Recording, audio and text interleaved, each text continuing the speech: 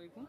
আজকে দেখেন আমি আপনার সাথে একটা ইন্টারেস্টিং বিষয় নিয়ে আলোচনা করতেছি। বিষয় হচ্ছে আমি একটা প্রজেক্ট ভিজিটে আসছি। এটা হচ্ছে আমার এলাকাতেই।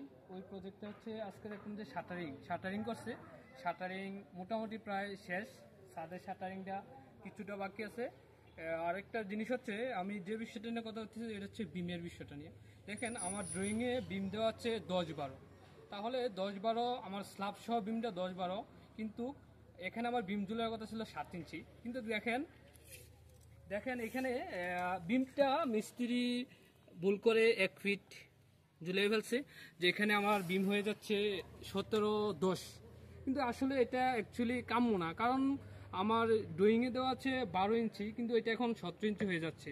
সুতরাং আপনারা একটা জিনিস একটু খুবই লক্ষ্য করবেন যে আমরা যারাই ইঞ্জিনিয়ার আছি, আমরা বাড়ির মালিকরা যারাই শাটারিং করার সময় কিন্তু ইঞ্জিনিয়ার আনে না, যে ইঞ্জিনিয়ার দেখবার দরকার নাই। যে এখন যখন আমরা রড বাইন্ডিং হয় তখন হয়তো আমরা ইঞ্জিনিয়ার আনি, জাস্ট একটু চেক করি। কিন্তু আসলে দেখেন এখানে যে একটা বিশাল ভুল করছে, এই ভুলটা কিন্তু কাম্য না আসলে। তো এই আপনারা যারাই আসলে কাজ করতে চান বা কাজ করেন, এই জিনিসগুলো একটু খেয়াল করবেন যে বিমের তলা খাটানোর পরে ইঞ্জিনিয়ারিং একটু চেক করবেন তো, যে বিমের তলাটা যে খাটাইতেছে ওই বিমের তলাটা আসলে অ্যাকচুয়ালি আমার ড্রয়িং ডিজাইনের অনুযায়ী ঠিক আছে কিনা।